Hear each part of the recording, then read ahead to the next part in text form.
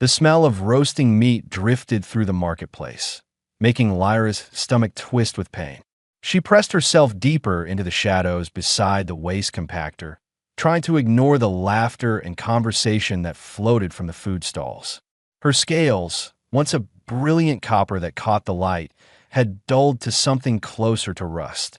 She could not remember the last time she had eaten a full meal. Three merchants walked past her hiding spot, their arms full of parcels and their faces bright with satisfaction.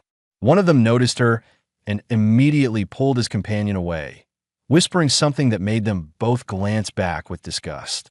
Lyra tucked her wings tighter against her back and looked down at her claws. They were too thin now, the joints visible in ways they should not be. She had been on Meridian Station for 6 months. Her clan had left her here with nothing but the clothes she wore and words that still burned in her memory. Defective, broken, a shame to their bloodline. Dragonkin were supposed to breathe fire from the time they were younglings, but Lyra's throat had never produced even a spark. Her family had tolerated her presence for years, hoping she would develop late, but eventually their patience had run out. Now she survived on whatever she could find in the disposal bins after the markets closed. Sometimes a vendor would throw her a piece of spoiled fruit. Most times they would chase her away with harsh words and threats to call security. The station authorities knew she lived in the lower sections, but as long as she caused no trouble, they pretended not to see her. Lyra waited until the crowds thinned slightly, then forced herself to stand. Her legs shook from weakness, but she had learned to hide it. She moved along the edge of the marketplace, keeping to the walls where people were less likely to notice her. A food vendor had set up near the center, selling some kind of grilled meat that made her mouth water. She knew better than to approach during busy hours, but hunger made her take risks. She got within 10 feet of the stall before the vendor spotted her. His face changed instantly from welcoming to hostile. He shouted something in a language she did not fully understand, but the meaning was clear enough. He waved his cooking tool at her like a weapon. Several customers turned to stare, and Lyra felt her face burn with shame. "Broken dragon," one of them said loudly, a tall being with blue skin and too many arms. "Why does station security let these creatures beg? It is disgusting." His companion laughed. "I heard her kind abandoned her. Even her own people know she is worthless." Lyra backed away quickly, her eyes fixed on the ground. She had heard these comments before, but they never stopped hurting. She retreated to her usual spot near the thermal vent, the only place where she could stay warm without paying for shelter. Her vision blurred, though whether from tears or weakness, she could not tell. The world seemed to tilt sideways. Lyra realized she was falling just before her knees hit the metal floor. She tried to catch herself, but her arms would not cooperate. She ended up curled on her side, next to the vent, breathing in shallow gasps. The warmth from the vent touched her face, but it did nothing for the cold emptiness inside her. People walked past. Some looked at her with pity, but none stopped. This was normal on Meridian Station. Everyone had their own problems, their own struggles. A starving Dragonkin girl was not unusual enough to warrant help. She closed her eyes and tried to make herself smaller, willing the universe to either feed her or let her fade away. Footsteps approached, slower than the usual traffic. They stopped near her. Lyra kept her eyes closed, expecting another insult or perhaps a kick to move her along. Instead, she heard the rustle of fabric as someone knelt beside her. The presence was close, close enough that she could smell something unfamiliar. Not threatening, but strange. Different from any species she had encountered before. "Hey there," a voice said quietly. It spoke in standard galactic common, but with an accent she could not place. "You look like you could use some help." Lyra opened her eyes slowly. A man knelt beside her, his features unlike any species she recognized. His skin was a pale tan, his hair dark and cut short. He had only 2 arms and 2 eyes, which seemed almost primitive compared to many species. But those eyes held something she had not seen in months. Concern. Real concern, not the performative pity that some beings showed before walking away. He held something in his hands. A package of some kind, wrapped in plain material. He carefully opened it to reveal food. Actual food, not scraps or rotting waste. The smell made Lyra's stomach clench so hard it hurt. The man divided the contents of the package into two portions with practiced efficiency. He held out one half toward her, his movements slow and non-threatening. Lyra stared at the offering, her mind struggling to process what was happening. This had to be a trick. People did not give away food to strangers, especially not to broken dragonkin that even their own families had rejected. "My name is David," the man said. "David Cole. I am a merchant here on the station. I saw what happened back there at the food stall, and I thought maybe you and I could share a meal together. What do you say?" Lyra's voice came out as barely a whisper. "Why?" David smiled, and it reached his eyes in a way that made something tight in Lyra's chest begin to loosen. "Because you are hungry, and I have food to share. Does there need to be another reason?" She searched his face for signs of mockery or hidden cruelty, but found none. Her hand trembled as she reached out and took the offered food. The moment her claws touched it, her control broke. She ate quickly, barely tasting it, driven by a hunger that had become her constant companion. When she finished, she looked up to find David eating his own portion at a normal pace, not watching her with judgment or disgust. "What is your name?" he asked. "Lyra," she managed to say. "Well, Lyra, how long has it been since you had a proper meal?" She had to think about it. Days blurred together when survival was your only focus. "Maybe 2 weeks. For a full meal, I mean. I find scraps sometimes." David's expression darkened, not with anger at her, but at something else. He finished his food and carefully folded the wrapping. Then he looked at her directly, and Lyra saw a determination in his gaze that she did not understand. "Lyra, I have a business proposition for you," David said. "I could use someone to help with my cargo operations. Someone strong and reliable. The job comes with regular meals and a place to sleep. Would you be interested?" Lyra's world tilted again, but this time not from weakness. "I do not understand. You do not know me. Why would you offer this?" David stood and offered her his hand to help her up. "Because everyone deserves a chance. And because I think you might surprise a lot of people if someone gives you that chance. So what do you say? Want to try?" Lyra looked at his extended hand for a long moment. Then, despite every voice in her head warning her that this could not be real, she placed her thin hand in his and let him pull her to her feet. Lyra followed David through sections of Meridian Station she had only glimpsed from a distance. Her legs felt weak, but she forced them to keep moving. She kept waiting for the moment when he would reveal this was all a cruel joke, but that moment never came. Instead, David walked at a pace she could match, occasionally glancing back to make sure she was still with him. The merchant quarter looked nothing like the lower sections where she had been surviving. The corridors were clean, well-lit, and filled with beings who walked with purpose rather than desperation. Several of them stared at Lyra as she passed. She heard whispers, felt their judgment, but David seemed completely unbothered by the attention. He simply continued walking until they reached a door marked with human script she could not read. He pressed his palm to a scanner, and the door opened. Inside was a small office with cargo containers stacked neatly along one wall and a desk covered in data tablets. David gestured for her to enter, and she did so hesitantly, her tail curling close to her legs. "Wait here for just a moment," David said, disappearing through another door. Lyra stood in the middle of the office, afraid to touch anything. Everything here had value, and she was all too aware of how she must look. Dirty, thin, wearing clothes that were more holes than fabric. She did not belong in a place like this. David returned carrying a bundle of cloth and a water container. "The washroom is through that door. Take your time cleaning up. These clothes should fit reasonably well. They are from the standard station supply, adjustable sizing. Once you're ready, come back out and we will talk properly." Lyra took the bundle with numb fingers. She went into the washroom and locked the door behind her, then leaned against it and tried to breathe normally. The room was small but clean, with actual running water. She had been washing in public facilities when she could sneak in, always rushed, always afraid of being caught. She cleaned herself thoroughly, watching months of accumulated grime wash away down the drain. Her scales began to show hints of their original color, though they were still dull from malnutrition. The new clothes fit loosely on her thin frame, but they were whole and clean. When she looked at herself in the mirror, she almost looked like a real person again instead of a piece of station debris.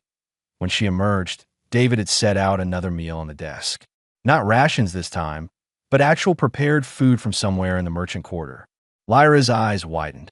"Sit," David said, gesturing to a chair. "Eat slowly this time. Your stomach needs to adjust after going so long with so little." Lyra obeyed, forcing herself to take small bites, even though everything in her screamed to devour it all at once. David sat across from her with his own meal, eating at a relaxed pace that made the whole situation feel almost normal.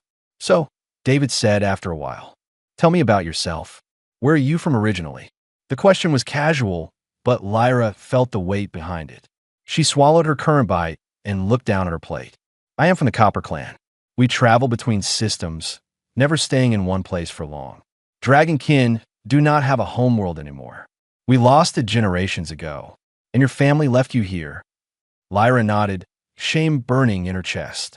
"I was born without fire. Every dragonkin can breathe flame from childhood, but I never could. My parents hoped I would develop the ability later, but I'm almost grown now and still nothing.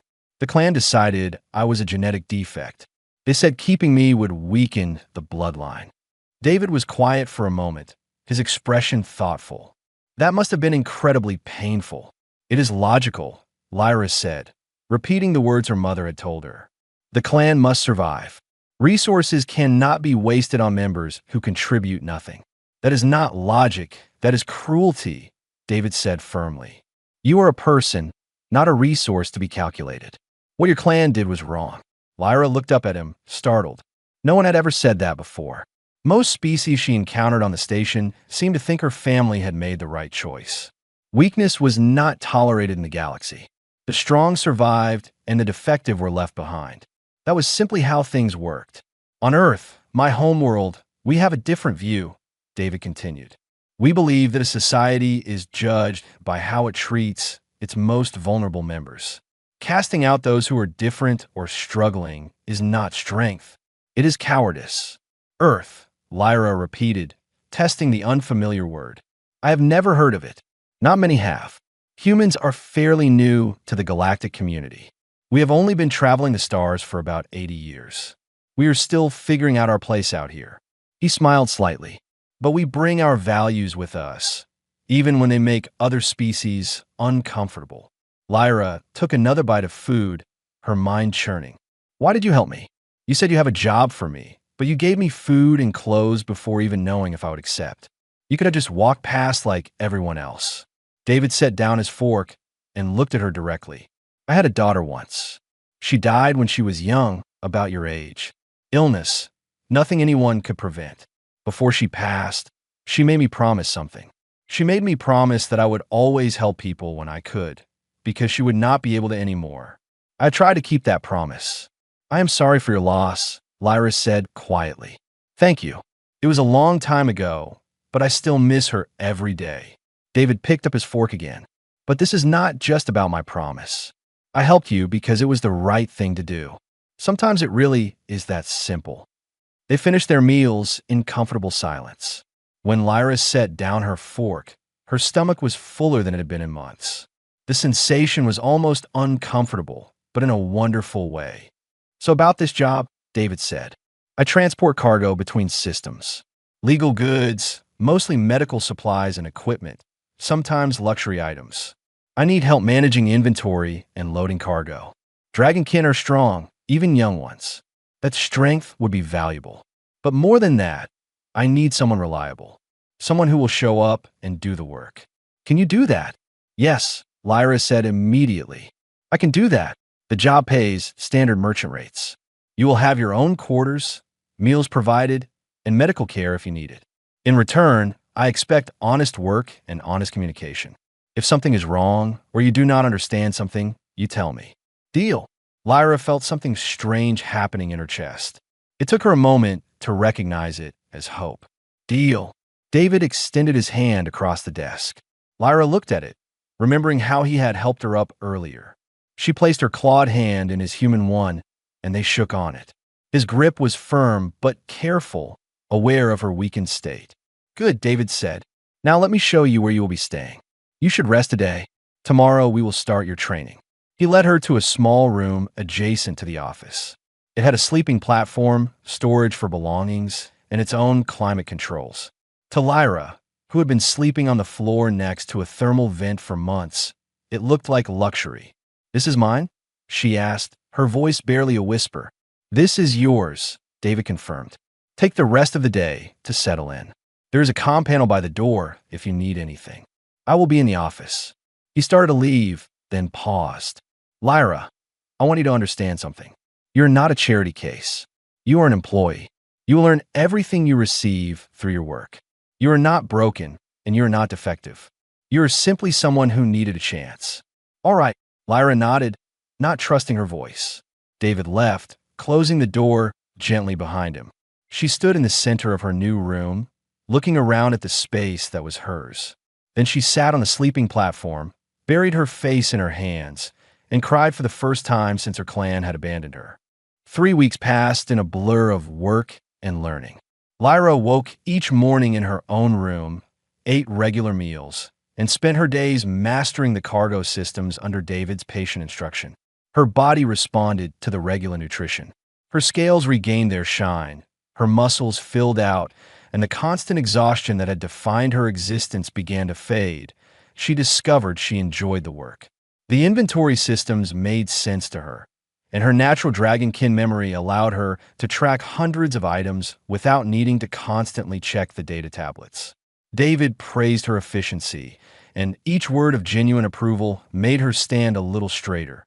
Other merchants in the quarter watched their partnership with mixed reactions. Some nodded politely when they passed. Others whispered and looked away.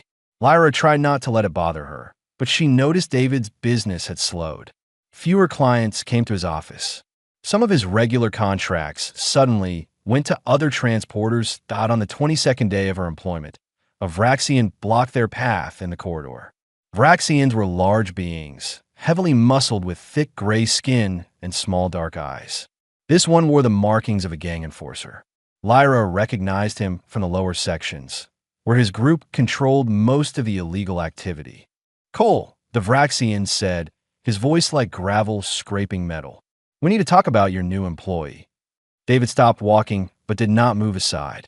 "Her name is Lyra, and she is legitimately employed. Station regulations allow it." "Regulations, yes. But you see, the broken dragon lived in our territory. That makes her ours. You took our property without paying the appropriate fees." Lyra felt ice in her stomach. She was not surprised the gangs had noticed her new situation. She should have expected this. "Lyra is a free person, not property," David said calmly. "There are no fees because there was nothing to purchase." The Vraxian stepped closer, using his size to intimidate. "You humans are new here. You do not understand how things work. Everyone pays for what they take. The fee for taking our dragon is 5,000 credits, plus another 1,000 per month for protection services." "Protection from what?" David asked. "From accidents. Cargo gets lost sometimes. Ships develop problems. Employees get hurt. For a small fee, we make sure none of these unfortunate things happen to you."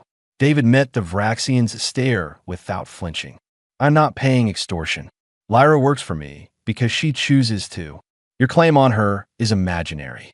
The Vraxian's face darkened. "You are making a mistake, human. A serious mistake." "Maybe, but it is my mistake to make." The Vraxian looked past David to Lyra. "You could save him a lot of trouble, broken dragon. Come back to the lower sections where you belong. We will find uses for you." Lyra forced herself to speak despite her fear. "No, I am staying with David. Loyalty to a stranger over your own kind? Pathetic." The Vraxian spat on the ground between them. "You have one day to reconsider, Cole. After that, we stop being polite." He walked away, his heavy footsteps echoing in the corridor. Lyra realized she was shaking. David gently touched her shoulder. "Are you all right? You should let me go," Lyra said quietly. "I'm causing you problems. Your business is suffering because of me. Now the Vraxians will make things worse. It is not worth it." "Let me decide what is worth it," David said firmly. "I knew this might happen. Gang operations thrive on fear. If everyone refuses to be afraid, They have no power, but they can hurt you. They can destroy your business. They can try, but I have faced worse things than bullies with muscles. He smiled slightly. Besides, you have been doing excellent work. I would be foolish to fire my best employee because some criminals got upset. That evening, David received a message on his comm. He read it, and Lyra saw his expression change to something thoughtful. "What is it?" she asked. "A job offer.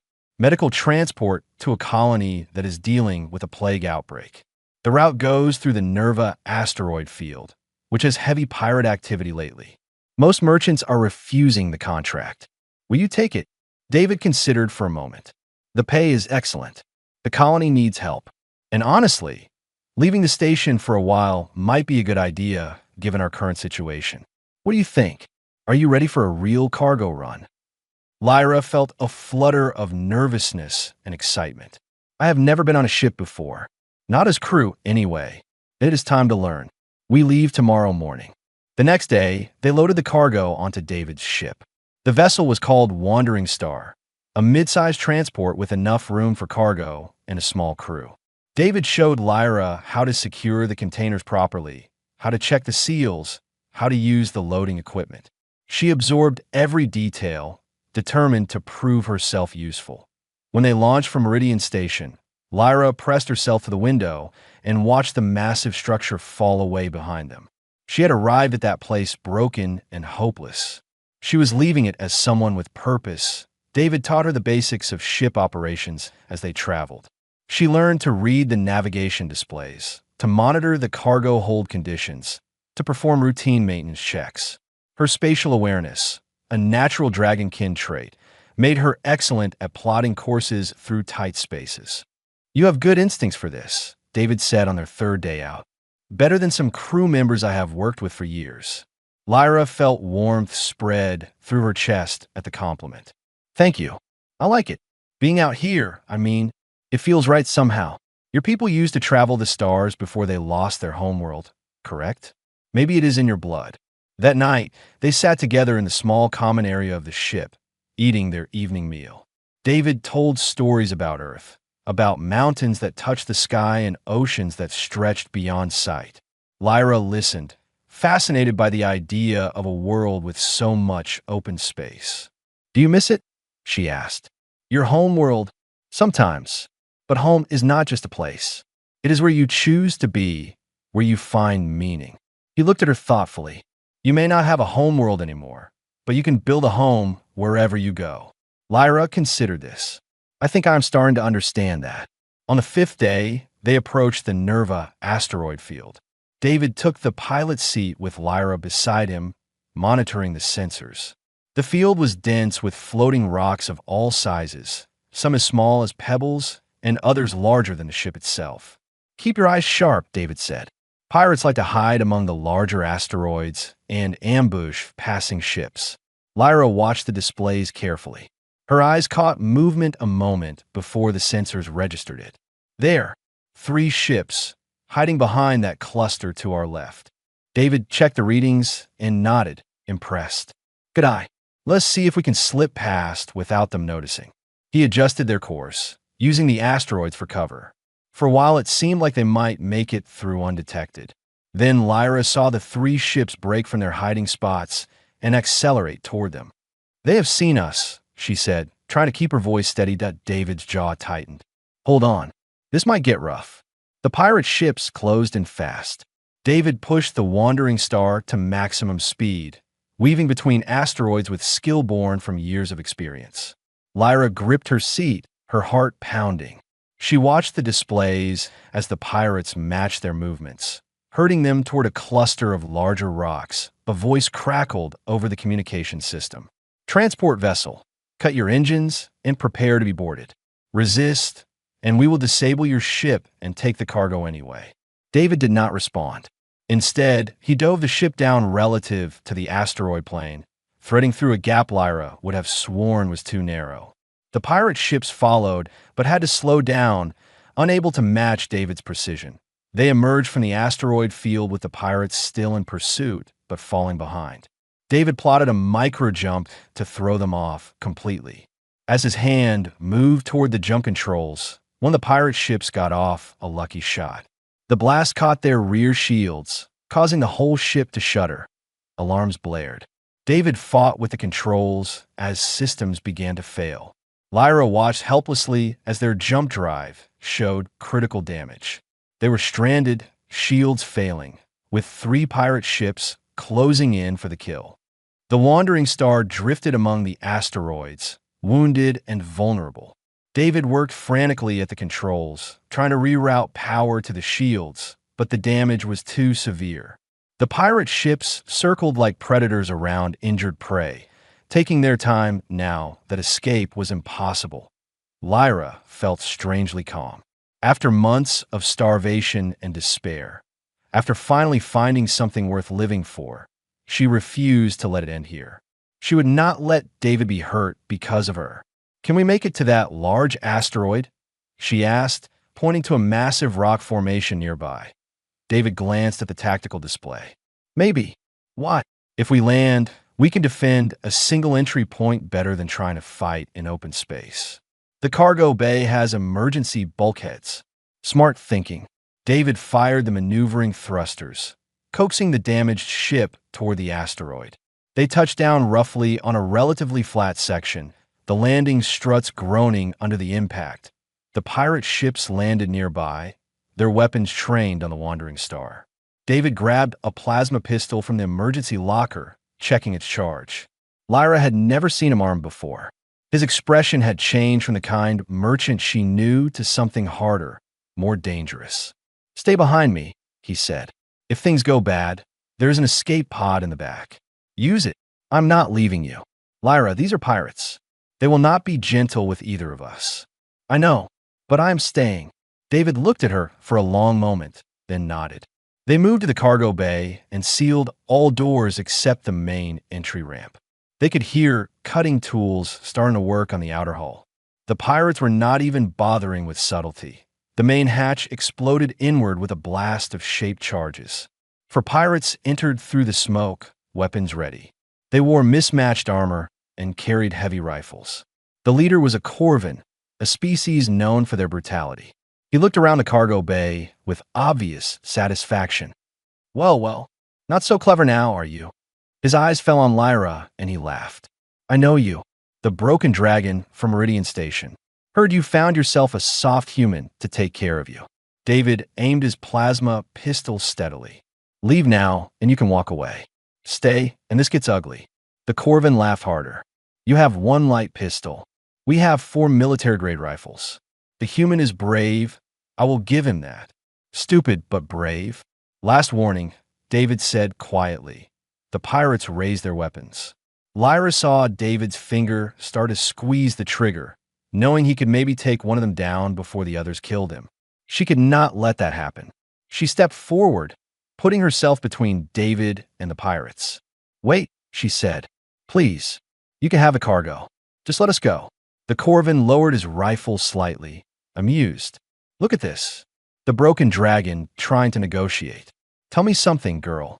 Can you even breathe fire, or are the stories about you true?" "They are true," Lyra said quietly. "I cannot breathe fire. I am defective. Shame. A proper dragonkin might have been worth keeping, but a broken one." He shook his head. "No value at all." Something hot flared in Lyra's chest at those words. No value. That was what her clan had said, what everyone on Meridian Station had believed, what she had accepted as truth for so long. But David had shown her something different. He had proven that value was not just about what you could do or what powers you had. It was about who you chose to be. The heat in her chest grew stronger. It spread up her throat in a way she had never felt before. For a moment, she thought she was having some kind of attack, that stress had finally broken something inside her. Then she realized the sensation was not pain. It was power. "You are wrong," she said, her voice stronger now. "I do have value." The Corvin raised his rifle again. "Enough talk. Step aside or get shot with your pet human." Lyra felt the heat reach critical mass. Her mouth opened, and instead of words, flame erupted. Brilliant blue fire, hotter than any red flame her clan had ever produced, filled the cargo bay.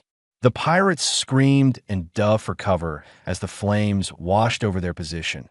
The fire cut off as suddenly as it had appeared. Lyra stood in shock, smoke rising from her mouth, staring at her claws in disbelief. The pirates were on the ground, their armor scorched but not seriously injured. The blast had been pure instinct, uncontrolled, more warning than weapon, but it had been fire. Real fire. From her. The Corvin scrambled backward toward the exit, his eyes wide with fear. Blue flame. She has blue flame. Retreat. Everyone out. The pirates fled the ship in a panic. Through the open hatch, Lyra could see them running for their vessels. Within minutes, all 3 pirate ships had launched and were retreating into the asteroid field at maximum speed. Silence fell over the cargo bay. Lyra looked at David, who was staring at her with wonder and concern. "Are you hurt?" he asked, holstering his pistol and moving to her side. "I do not know. I do not think so." She held up her claws, watching them tremble.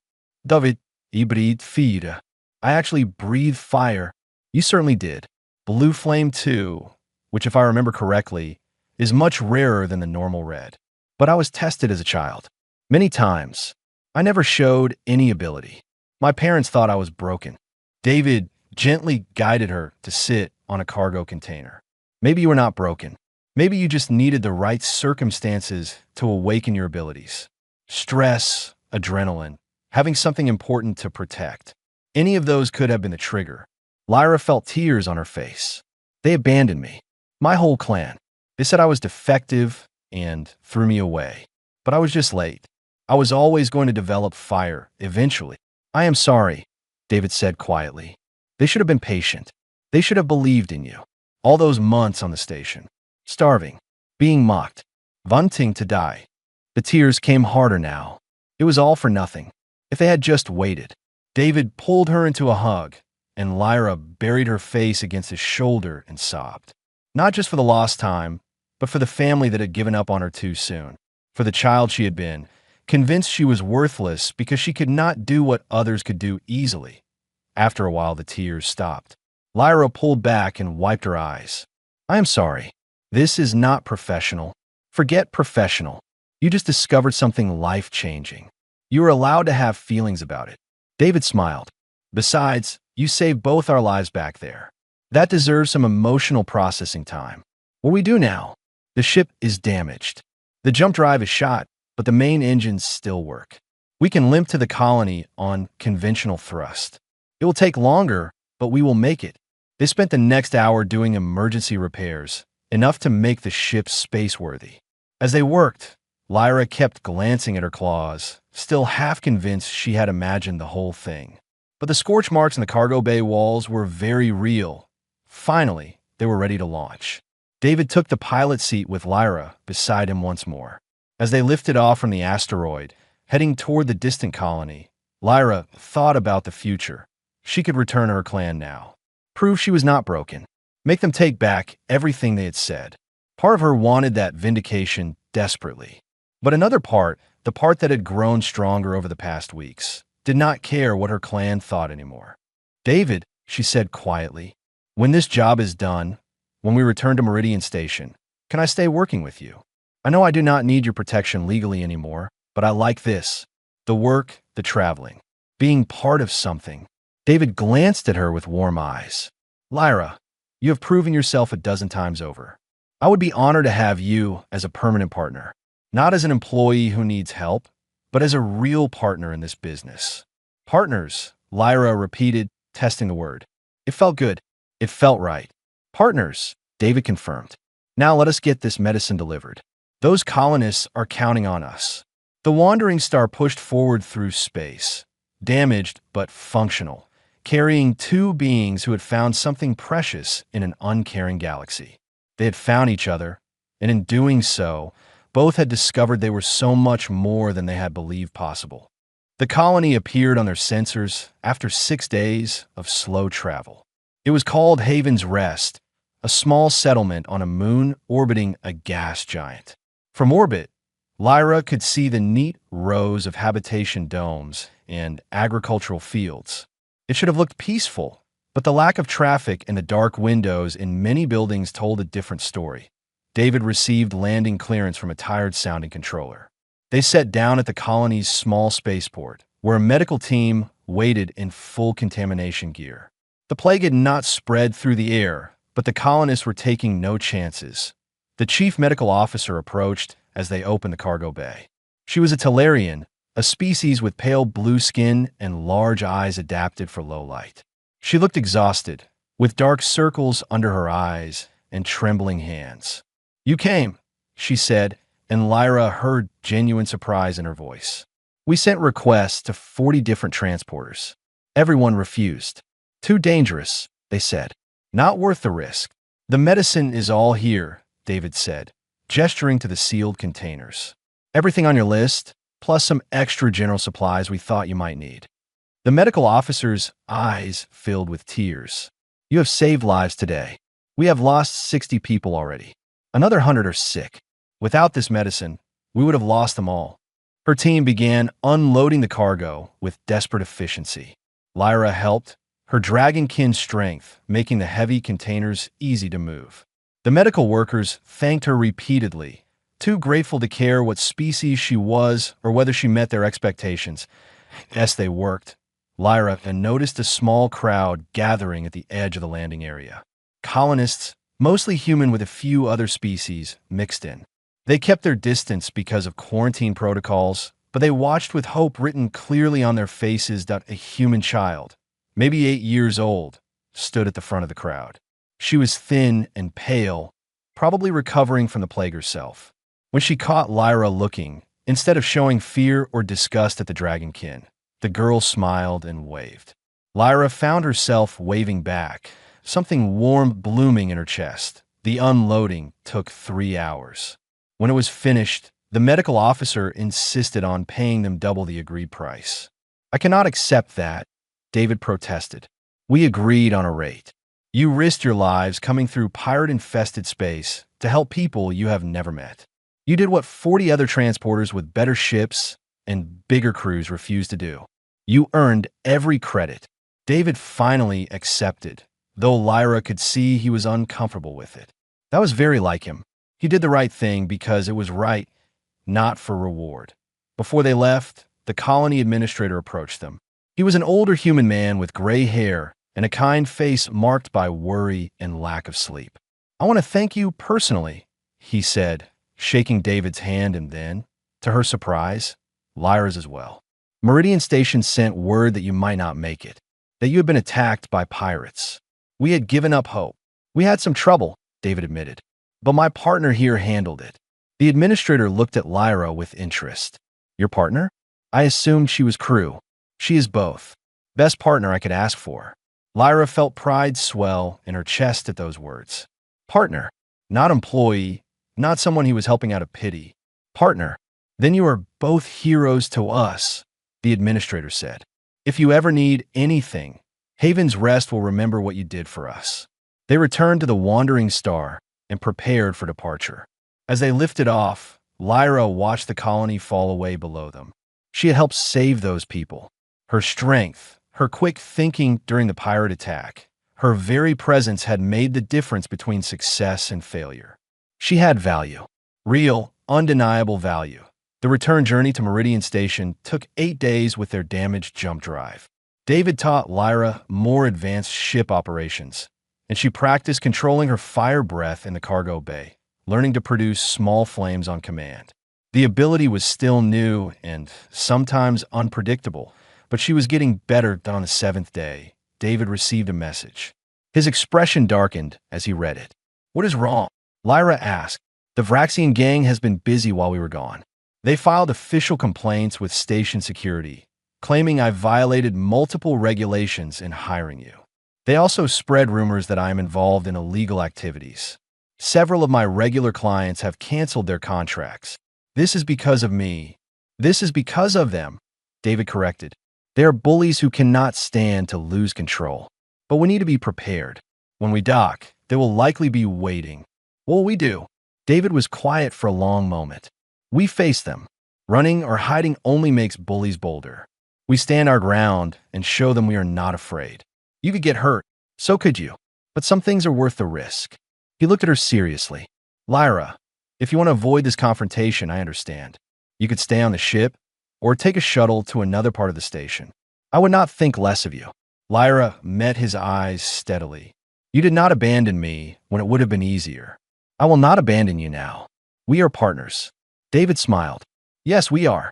When they docked at Meridian Station, the Vraxian gang was indeed waiting. 12 of them, armed with shock staves and blade weapons, standing in a semicircle around their docking bay. The leader, the same one who had confronted them weeks ago, stepped forward with a nasty smile. Station security was present but standing well back, clearly having been bribed or intimidated into an action. A crowd of onlookers gathered at a safe distance, drawn by the promise of violence or drama. David and Lyra descended the ramp together. Lyra felt her heart pounding but kept her head high. Her claws flexed at her sides, ready if needed. Cole, the Vraxian leader said, you were warned. You chose to ignore our very reasonable requests. Now we must make an example of you both. Your requests were extortion, David said calmly. I do not pay criminals. Brave words from a man surrounded by my people. The Vraxian gestured, and his gang members began to close in. Last chance, human. Pay what you owe, plus penalties for making us wait, or we start breaking things. Maybe we start with your ship. Maybe we start with your broken dragon. Lyra saw David's jaw tighten. She knew what he was going to say before he spoke. I am done with warnings, David said, his voice carrying across the docking bay. You want to fight? Then fight me directly. You and me one-on-one. You win, I pay whatever you want. I win, you leave us alone forever. The crowd murmured with surprise. The Vraxian looked taken aback, then laughed. You challenge me to single combat? A weak human against a Vraxian. He flexed his thick arms. This will be entertaining. I accept. His gang members backed up, forming a circle. David handed Lyra his jacket and rolled up his sleeves. She grabbed his arm before he could step forward. Are you sure about this? She whispered. David smiled slightly. Trust me. He walked to the center of the circle. The Vraxian joined him, cracking his knuckles with anticipation. Station security did not intervene. Apparently, single combat was enough of a gray area that they could pretend not to see it. Ready to learn your place, human? The Vraxian taunted. David settled into a fighting stance, weight balanced, hands loose. Ready when you are. The Vraxian charged forward with a roar, fully expecting to overwhelm David with raw strength. What happened next surprised everyone watching. David did not try to match the Vraxian's power. Instead, he moved like water, redirecting the momentum of the charge, using the larger being's own force against him. The Vraxian stumbled past, surprised. He turned and attacked again, throwing heavy punches that could have shattered bone. David wove between them, striking precise counterblows to nerve clusters and joints. Each hit looked small, but had clear effect. The Vraxian's movements became less coordinated. The fight continued for several minutes. The Vraxian grew increasingly frustrated as none of his attacks connected cleanly, while David landed strike after strike. Finally, David swept the Vraxian's legs and delivered a precise blow that dropped the gang leader to his knees. The docking bay fell silent except for the Vraxian's heavy breathing. David stood over the gang leader, not gloating, not celebrating. He simply offered his hand to help the Vraxian stand. The gesture surprised everyone, including the fallen fighter. The Vraxian stared at the offered hand for a long moment, his pride warring with the reality of his defeat.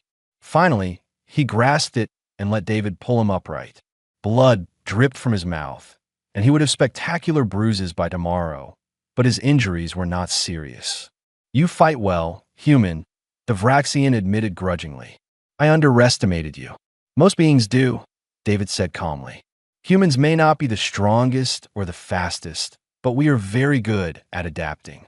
We learn, we endure, and we remember that strength without discipline is just violence. The Vraxian nodded slowly.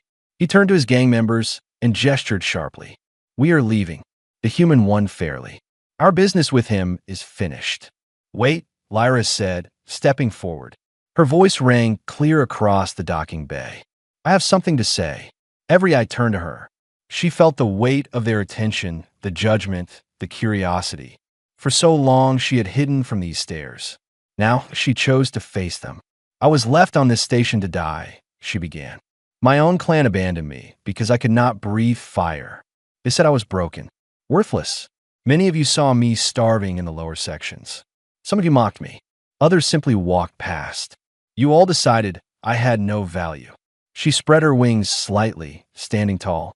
But one being, this human, saw something different. He saw a person who needed help. He gave me food when I was starving. He gave me work when I needed purpose. He treated me like I mattered when everyone else treated me like refuse. Lyra felt heat building in her throat, but she controlled it this time.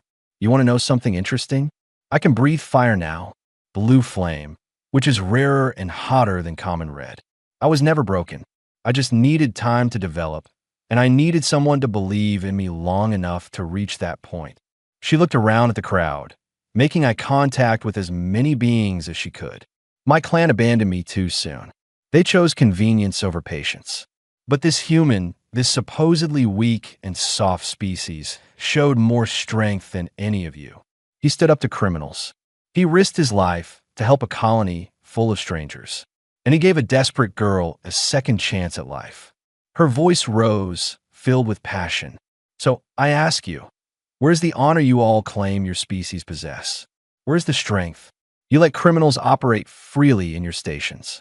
You ignore suffering because it is inconvenient. You judge others by what they can do for you instead of who they are. And you mock the ones who actually try to make things better." The silence that followed was profound. Lyra saw shame on many faces. Even the Vraxian gang members looked uncomfortable. A figure pushed through the crowd.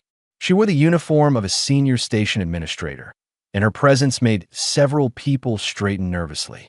She approached David and Lyra with measured steps. "I am Administrator Torres," she said. "I have been watching this situation develop for weeks. The complaints filed against you are clearly motivated by spite, but they still required investigation. Your actions today, both in the fight and in the broader context, have cleared many questions." She turned to address the crowd. Mr. Cole and Ms. Lyra demonstrated remarkable character in their mission to Haven's Rest. They succeeded where dozens of other transporters refused to even try. The colony administrator personally sent a commendation. Furthermore, their conduct here today, while technically against regulations, showed considerable restraint given the circumstances. Administrator Torres looked at the Vraxian leader. "Your gang's operations have been under investigation for some time. This incident provided the evidence we needed. Effective immediately, all of your business licenses on Meridian Station are revoked. You and your members have 48 hours to leave." The Vraxian started to protest, then thought better of it. He nodded stiffly and led his gang away. Several members glanced back at David and Lyra with what might have been respect. The administrator turned back to them. "I would like to meet with you both later to discuss some opportunities. The station could use contractors who have both skill and integrity." She left, and the crowd began to disperse.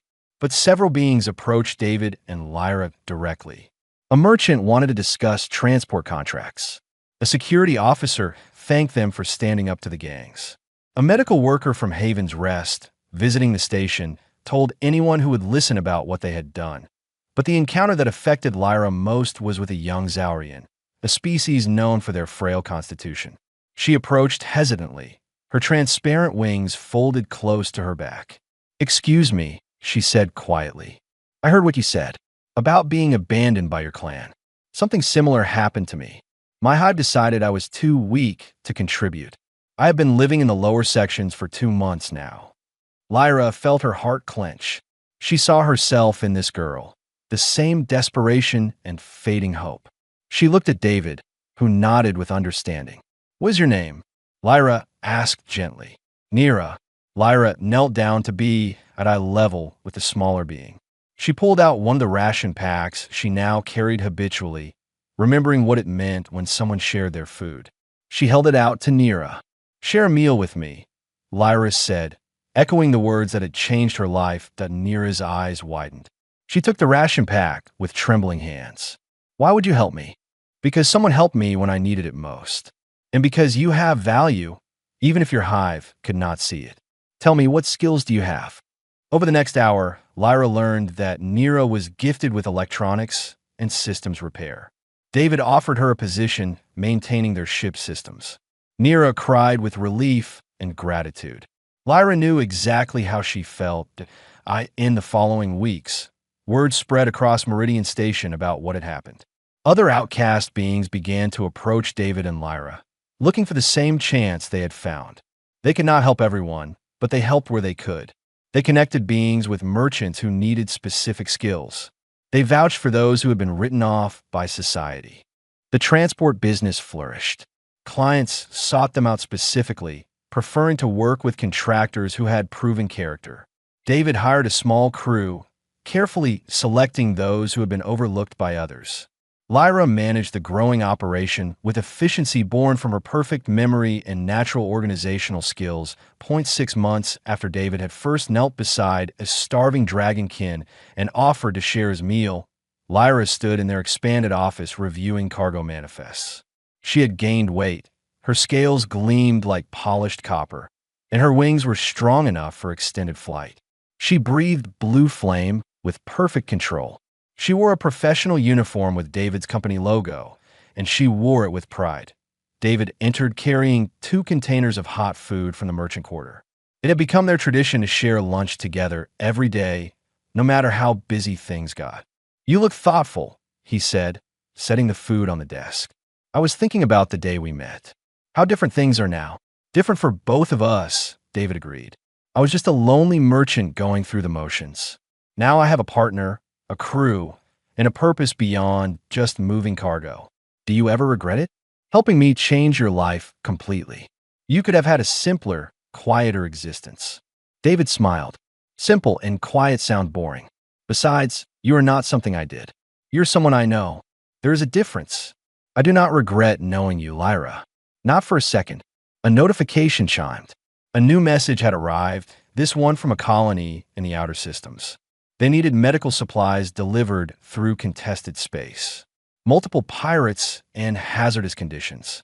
Every other transporter had refused. Lyra looked at David. "What do you think?" "I think people need help. And I think we have gotten pretty good at dealing with pirates." "We have, haven't we?" Lyra grinned, showing teeth that could tear metal. They accepted the contract. As they prepared for departure, Lyra thought about her clan, somewhere out among the stars. She wondered if they had heard about her, about the dragonkin with blue flame who worked with a human and built something meaningful from nothing. She wondered if they regretted their choice. Then she decided it did not matter. They had made their decision when they abandoned her. She had made hers when she chose to stay with David. Both of them had found something her clan, with all their traditions and pride, would never understand. They had found that family was not about blood or species. It was about choosing to stand beside someone through the difficult times. It was about seeing worth in others even when the galaxy said they were worthless. Lyra loaded cargo with practiced efficiency, joking with Nira, who was checking the electrical systems. David ran through the pre-flight checklist, comfortable and confident.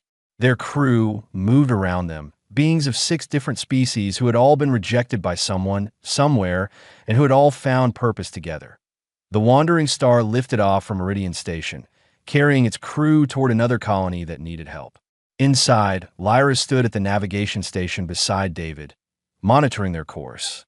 She caught his eye, and he smiled at her, and no words were needed. They both understood what they had built. Not just a business or a crew, a family, a home, a proof that compassion mattered in a galaxy that often forgot it. And it had all started with 6 simple words from a human who chose to care when no one else would. "Share a meal with me." 6 words that had changed 2 lives and started ripples that would spread farther than either of them could imagine. The stars stretched out before them, vast and full of possibility. Lyra looked at them without fear, without doubt. She knew her worth now, and she knew that as long as she and David stood together, they could face whatever the galaxy threw at them. Behind them, Meridian Station grew smaller. Ahead, someone needed help, and they were more than ready to provide it.